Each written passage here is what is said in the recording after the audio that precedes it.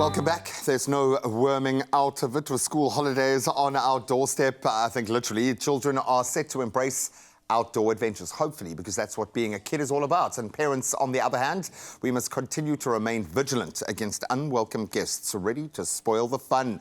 And this morning, we are going to be plunging headfirst into holiday parasites. Yep, it's a fun one with Dr. Anissa Barhead, who brings a wealth of knowledge and expertise and a surprising amount of excitement with us to this discussion. I like topic. that. Yeah. Early morning topic.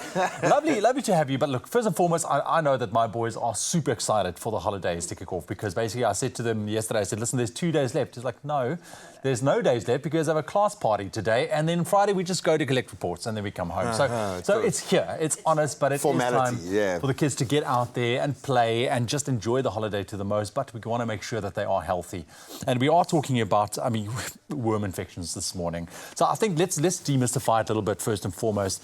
The symptoms and signs that parents should be able to look out for, because I don't think it's something that you can just say like, yep, you've got it. Doesn't jump off the page, yeah. So generally, most of the cases are actually quite asymptomatic. So we'll actually find the child all of a sudden just vomits out a worm, and then you're like, whoop, there's the worms. My child's... So it'll just be completely coincidental. But we start kind of suspecting if there's worms, if they've got those vague abdominal pains, funny bowel habits, maybe a bit of diarrhea, a bit of constipation. Sometimes there's a change in eating habits, so you might be losing your appetite, not gaining weight.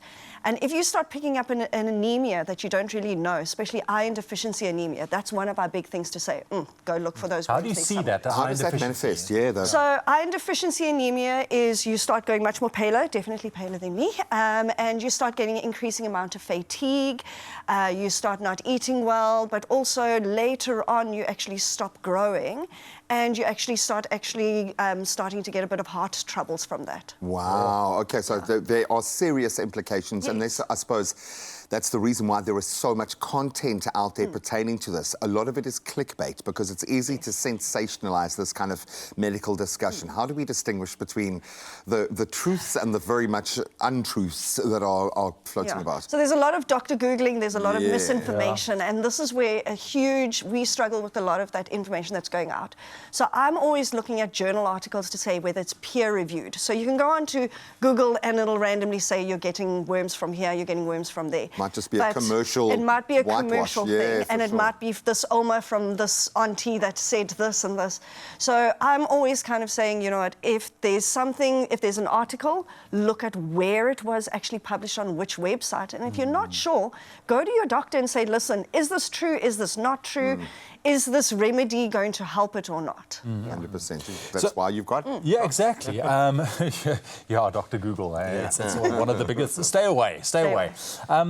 The kids are going to be playing outside. You know, they're going to have fun, hopefully. That is what I would love to see for my kids. But how exactly are worm infections contracted? How does it happen? So there's two big ways. Number one, if you're running around with no shoes on and you're going into contaminated soils or contaminated playgrounds, you can actually absorb those worms from the skin. Really? So that's one of the big ones that, especially when you're going hiking, this is why we're always saying, kids, put your shoes on when you're running outside.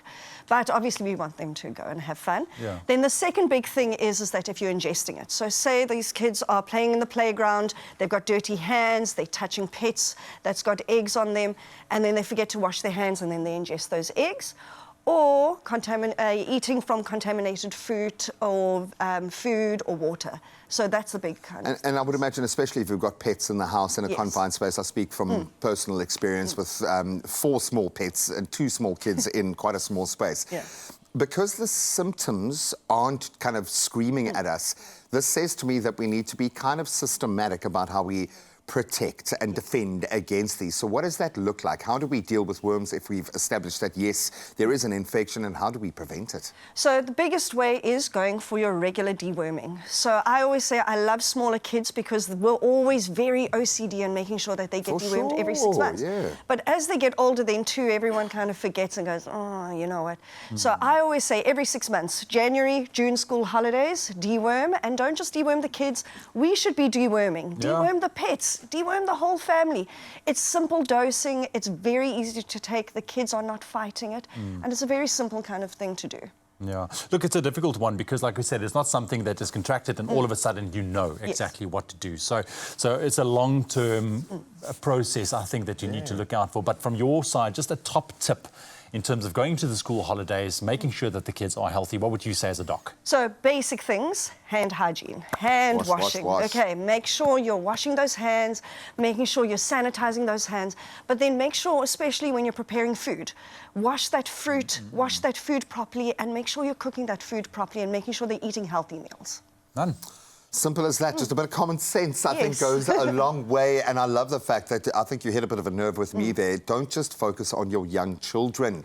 Kids throughout their cycle of life, just like the worm, will hit different gateways, but even us as adults need to be protected. I love that, Doc. Thank you so much. I think we've got the tools to use, or weapons, I'm going to say, in this battle. And VERMOX is available in a 500 milligram once-off crushable tablets containing mebendazole polymorph C. I probably said that completely incorrectly, but it still does the job, and that can be mixed or taken with water for the treatment of worm infestation. So as much as it feels like quite a complex issue, simple solution. Absolutely. It's also suitable for children as young as 12 months. Easy to administer and suitable for the entire family. So go out there and look after your family. But I think it's a good point to say not only your family, but the pets as well. So say goodbye to those freeloaders and keep the family's digestive tract healthy this coming holidays, leaving no room for those unwanted guests, because they really are guests we don't want. Yeah.